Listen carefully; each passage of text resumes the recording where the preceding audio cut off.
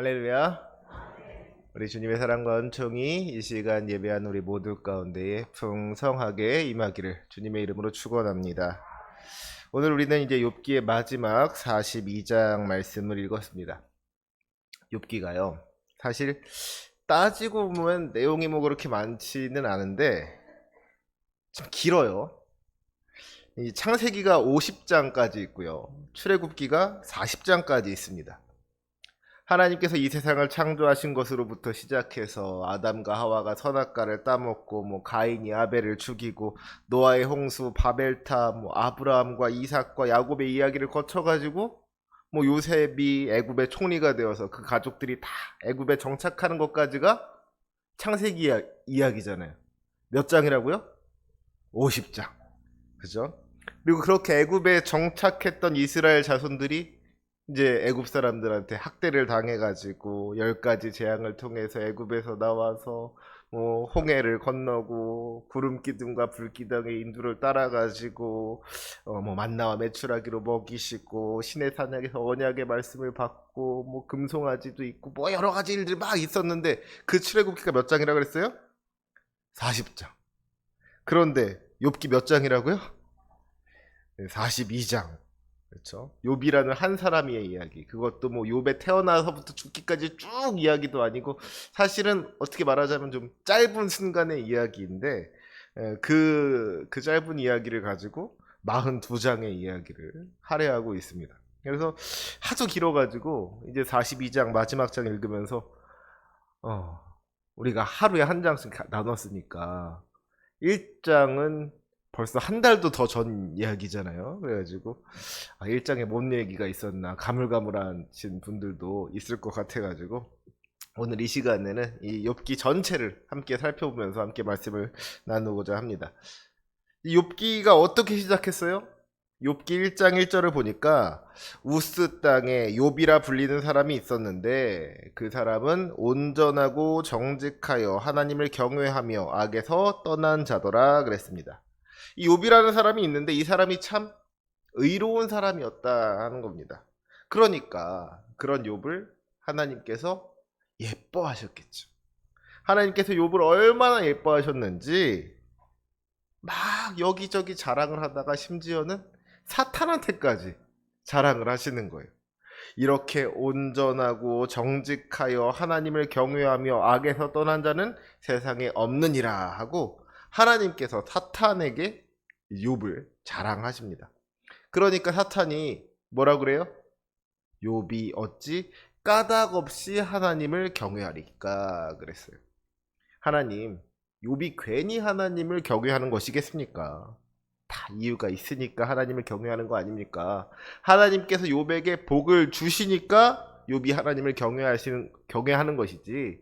만약에 하나님께서 주셨던 것들을 다 거두어 가신다면 욥이 하나님을 경외할 것 같으십니까? 그러면 욥이 하나님을 향해서 욕하지 않겠습니까? 이랬다는 거예요. 그러니까 정말로 욥이 어떤 사람인지를 알아보기 위해서 시험이 시작되는 거예요. 말하자면 하나님과 사탄이 욥을 두고 내기를 한다고도 할 수가 있겠죠. 그리고 어떻게 되었어요? 자식과 재산을 다 잃어버리고 건강까지 잃어버렸음에도 불구하고 욥이 하나님을 원망하지 않았습니다. 옆에서 보다 못한 아내가 차라리 하나님을 욕하고 죽으라고 하는데도 욥은 끝까지 입술로 범죄하지 않았다는 거예요. 그러면서 욥이 하는 말이 뭐예요? 주시니도 여호와시오 거두시니도 여호와시오니 여호와의 이름이 찬송을 받으실지니이다. 우리가 하나님께 복을 받았은즉 화도 받지 아니하겠느냐. 이런 엄청난 믿음의 고백을 한단 말이에요. 그러니까 여기서 사탄이 틀렸다 하는 게 밝혀지는 것이죠. 하나님께서 욥에게 주셨던 그 모든 축복을 다 거두어 가셨음에도 불구하고 오히려 참 견디기 어려운 고난을 주셨음에도 불구하고 여전히 욥은 온전하고 정직하여 하나님을 경외하며 악에서 떠난 사람이었습니다. 과연 정말 하나님께서 자랑하실 만한 그런 사람이었던 거예요. 그런데 욥기의 진짜 이야기는 여기서부터 시작이 됩니다. 여기까지 이야기는 그냥 욥이 얼마나 의로운 사람이었는지 그걸 보여주는 이야기인 거예요. 욥이 어려움을 당하게 되었다, 욥이 고난에 빠지게 되었다 하는 소식을 들은 친구들이 욥을 위로하기 위해서 찾아옵니다. 그런데 이 친구들이 하는 이야기가 뭐예요? 선하신 주님께서 아무 이유 없이 너에게 이런 고난을 주셨을 리가 없다. 너한테 무슨 죄가 있으니까 하나님께서 이런 고난을 주시는 것이지, 하나님께서 너한테 그냥 고난을 내리셨을 리가 없다. 그러니까 지금이라도 너의 죄를 고백하고 회개해라 하는 거예요. 그러니까 이 욥의 입장에서 어떻겠어요? 억울한 거예요. 나는 정말 아무리 생각해도 잘못한 게 없는데 나는 억울하다고 항변을 하는 겁니다. 그러면서 욥과 욥의 친구들 사이에 격렬한 논쟁이 벌어지는데, 그 논쟁이 욥기 4장으로부터 31장까지의 이야기입니다.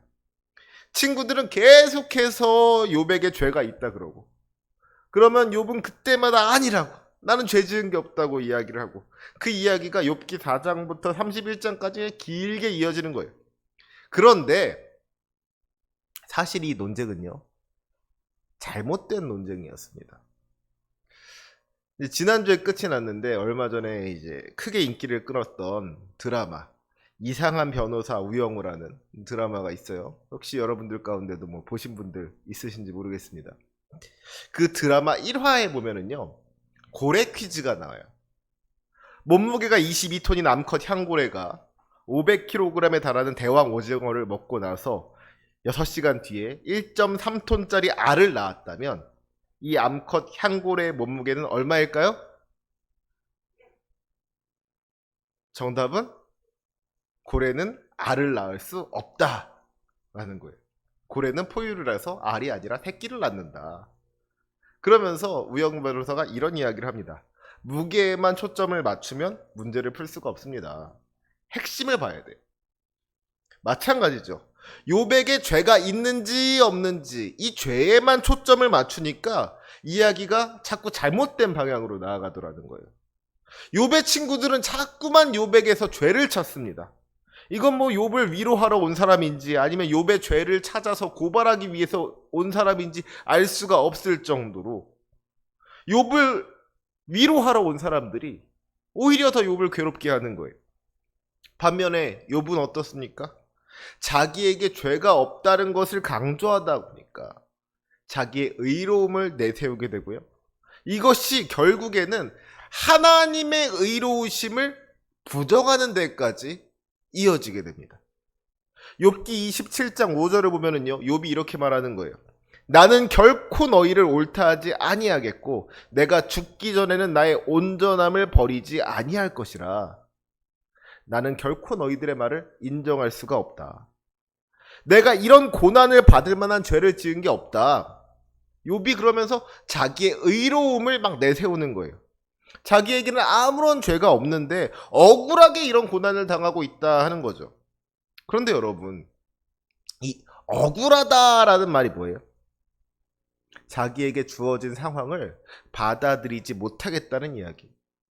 지금 이 상황이 옳지 못하다는 겁니다. 나는 죄 지은 게 없는데, 나는 온전하고 나는 의로운데, 그래서 나는 복을 받아 마땅한데 내가 이런 고난을 당해야 된다니. 이건 뭔가 잘못된 일이다. 이건 옳지 않다. 내가 왜 이런 일을 당해야 되냐. 이게 억울하다는 거잖아요. 그러니까 하나님의 뜻을 도무지 이해하지 못하겠다는 거예요. 하나님이 나한테 이러시면 안 되는데 하나님이 나한테 왜 이러시는지 도무지 알지 못하겠다는 겁니다. 처음으로 돌아가서요, 욥이 처음에 했던 고백이 뭐였어요? 주시니도 여호와시오 거두시니도 여호와시오니 여호와의 이름이 찬송을 받으실지니이다. 이런 귀한 고백을 했잖아요. 나는 주님께서 복을 주셔도 주님을 찬양할 것이죠. 혹시라도 이 복을 거두어 가신다고 하더라도 여전히 주님을 찬양할 겁니다. 주님께서 나에게 고난을 주신다고 하더라도 나는 여전히 주님을 찬양할 겁니다. 주님께서 나에게 어떻게 행하시든지 간에 나는 그저 주님을 찬양할 겁니다. 이게 원래 욥의 고백이었다고요. 그런데 이 친구들이랑 막 논쟁을 벌이는 과정에서 이 고백이 변하게 된 거예요. 하나님, 내가 하나님께 잘못한 게 없는데 왜 나에게 이런 고난을 주십니까? 하나님, 내가 무슨 죄를 그렇게 지었습니까? 어떤 상황에서든지 하나님을 찬양하겠다고 하던 욥이 하나님 앞에서 억울함을 호소하고 있는 거예요. 하나님한테 막 따지고 있는 겁니다. 그러니까 그 바탕에는 어떤 마음이 있는 거예요? 하나님께서 아무 죄도 없는 나에게 이런 고난을 주시는 거? 이거 잘못된 거다. 하나님이 뭔가 지금 이거 실수하고 계신 거다. 하나님이 옳지 않으시다. 이런 이야기를 하고 있는 거란 말이에요. 그런 마음이 있는 거란 거예요. 하나님께서 아무 죄도 없는 나에게 이런 고난을 주시는 거 이거 잘못된 것이다. 욥이 자기의 의로움을 막 주장하다가 하나님의 의로움을 부정하게 되었다는 겁니다. 결국엔 이게 뭐예요? 교만이죠. 당대의 의인이었던 욥도 이 교만이라는 함정을 벗어나지를 못한 겁니다. 이때 엘리후라는 사람이 등장해요. 엘리후가 욥에게 화를 내는데 무엇 때문에 화를 냈다 그랬어요? 욥기 32장 2절 말씀에 보니까 그가 욥에게 화를 내면 욥이 하나님보다 자기가 의롭다 함이요 라고 했습니다. 욥이 자기의 의로움을 내세우다가 하나님의 의로움을 부정하는 것을 보고서 이 엘리후가 화가 난 거예요. 그러면서 엘리후가 욥에게 이야기합니다. 욥기 33장 12절이에요. 내가 그대에게 대답하리라. 이 말에 그대가 의롭지 못하니 하나님은 사람보다 크심이니라. 지금 엘리후가 문제의 핵심을 꿰뚫고 있는 거예요. 지금까지 욥과 친구들은 죄의 문제에만 집중을 했습니다. 친구들은 욥에게 죄가 있어서 이런 고난을 당한다 그랬고요. 욥은 자기에게 죄가 없기 때문에 이런 고난을 당해서는 안 된다고, 이런 고난을 당하는 게 억울하다고 이야기를 했어요. 그런데 지금 엘리후는 뭐라 그랬어요? 하나님이 사람보다 크시다는 거예요. 하나님께서 사람에게 무엇을 행하시던지 그건 다 하나님 마음이라는 겁니다. 하나님께서 우리의 생각대로 행하지 않으신다 그래서 우리가 하나님을 탓할 수가 없다는 거예요. 우리는 그저 하나님께서 무엇을 행하시든지 순종해야 하는 존재이다 하는 겁니다.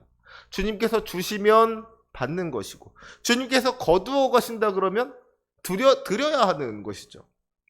왜 나한테는 안 주시냐고 따질 수도 없는 것이고 왜 거두어 가시냐고 따질 수도 없다는 거예요. 하나님이 사람보다 크시다. 우리의 생각과 기준을 가지고 하나님을 판단하려고 해서는 안 된다. 주님의 뜻을 이해할 수 없을 때도 우리는 그저 순종해야만 한다. 엘리후가 지금 이것을 욥에게 말해주고 있는 것이죠. 그리고 이제 하나님께서 직접 등장하셔서 욥을 만나 주십니다. 지금까지 욥이 계속해서 하나님께 질문했던 게 뭐예요? 하나님, 왜 나에게 이런 고난을 주십니까? 이거잖아요. 그런데 하나님께서 욥을 만나 주셨으면 하나님이 그 질문에 대해서 대답을 해 주십니까? 그러지 않았어요.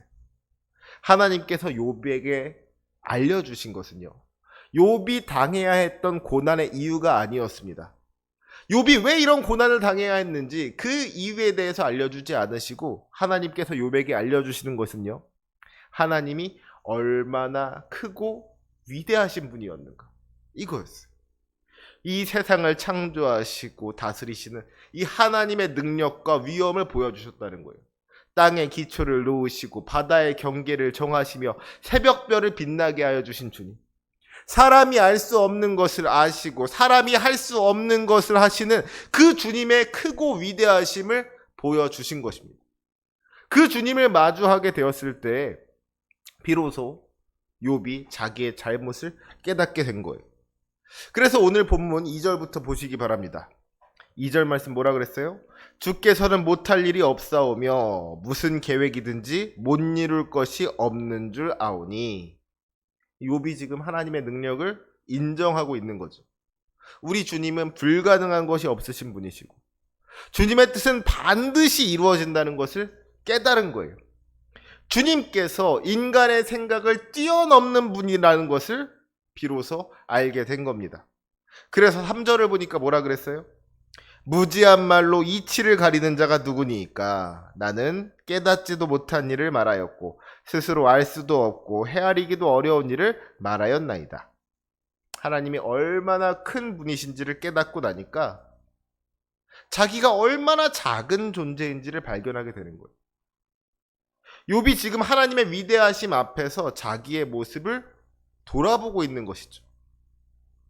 지금까지 내가 하나님은 이런 분이라고, 하나님은 이런 식으로 일하신다고, 하나님이 이런 걸 좋아하신다고 많은 이야기들을 늘어놓았는데 이제 보니까 내가 진짜 하나님이 어떤 분이신지를 알지 못하면서 한 말들이었구나.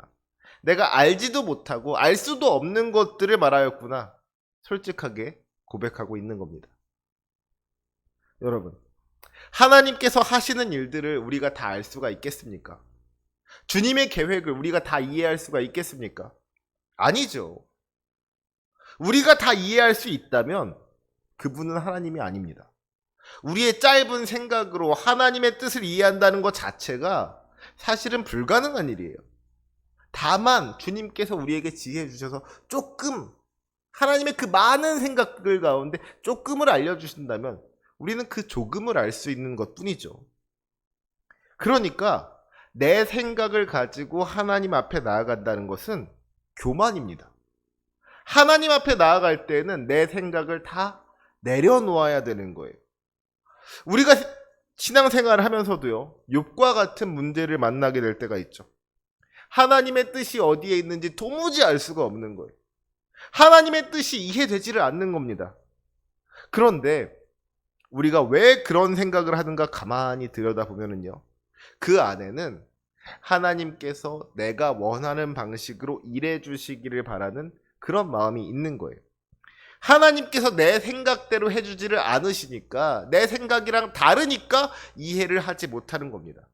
내 생각을 가지고 주님을 바라보니까 이해가 안 되는 거예요. 내 생각을 다 내려놓고 주님께서 이끄시는 대로 그저 순종하기만 하면 되는 것인데 이게 더 어렵더라는 것이죠. 그래서 욥이 하는 말이 뭐예요?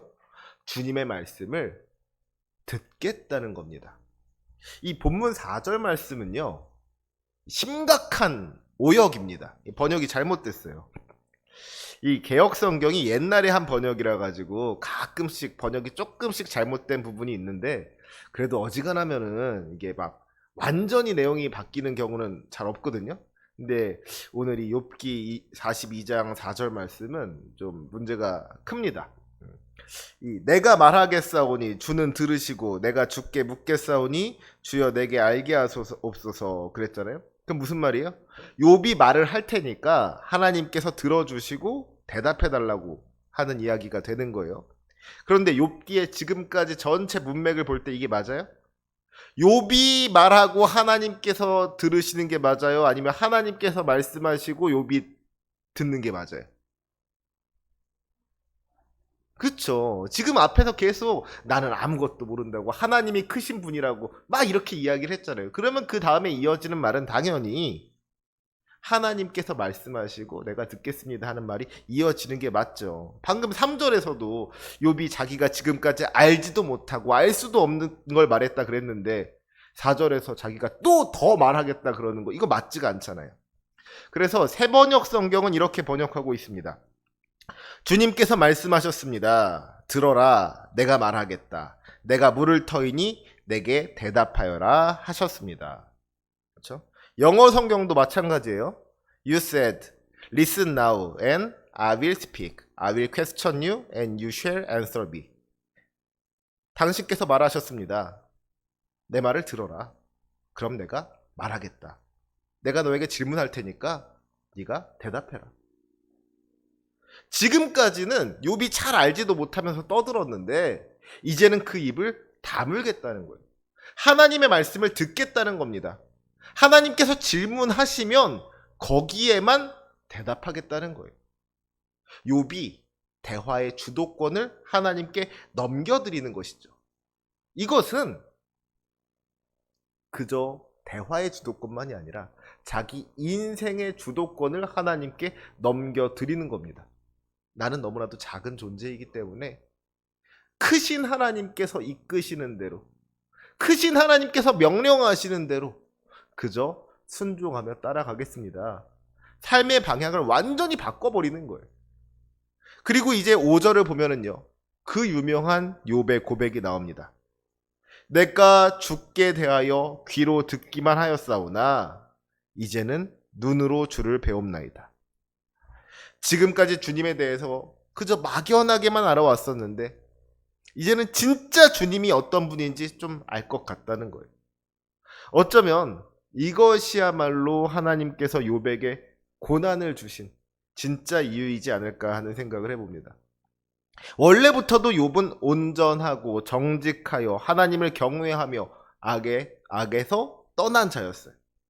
하지만 그럼에도 불구하고 욥은 하나님을 바로 알지를 못했습니다. 욥이 알던 하나님은 그저 전에 들은 하나님이었다는 거예요. 그런데 이 고난을 통해서 욥이 하나님을 찾게 된 것이죠. 하나님의 뜻이 어디에 있는지를 구하게 되었고 마침내 하나님을 만나게 되었습니다. 그 하나님은 크신 하나님이었어요. 내가 감히 생각할 수도 없었던 하나님, 내가 감히 상상할 수도 없었던 그런 하나님, 이 세상을 창조하시고 다스리시는 하나님, 우리가 생각하지도 못했던 방법으로, 우리가 기대하지도 못했던 일들을 이루시는 하나님, 능력의 주님, 그 주님을 욥이 만나게 된 것이죠.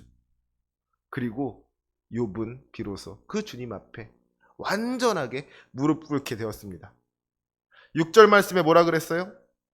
그러므로 내가 스스로 거두어드리고 티끌과 재 가운데에서 회개하나이다. 자기의 생각을 다 내려놓고 그저 주님께서 이끄시는 대로 순종하겠다는 거예요. 자기의 모든 것을 온전히 다 주님께 맡기겠다는 겁니다. 그리고 그때에 주님께서 주시는 놀라운 축복이 임하게 된 줄로 믿습니다. 바라기는 이 시간 우리도 그 주님을 만날 수 있게 되기를 원합니다. 크신 주님을 우리가 만날 수 있었으면 좋겠습니다. 막연하게 귀로만 듣는 것이 아니라 우리 주님 바라볼 수 있었으면 좋겠습니다. 크신 주님을 바라보게 될 때에 우리의 삶에 놀라운 변화가 나타나게 될 줄로 믿습니다. 마음대로 살던 인생이 말씀대로 사는 인생으로 변화될 것입니다. 주님의 뜻과 계획을 다 이해하지 못한다고 하더라도 우리를 사랑하시는 주님께서 우리를 좋은 길로 인도하실 것을 믿으며 담대하게 나아갈 수 있게 될 줄로 믿습니다. 때로 우리의 인생에 고난이 닥쳐온다고 하더라도 그 고난까지도 사용하셔서 역사를 이루실 주님, 그 주님을 신뢰하면서 소망을 가지게 될 줄로 믿습니다. 그 믿음 가지고 승리하는 저와 여러분이 되시기를 주님의 이름으로 축원합니다.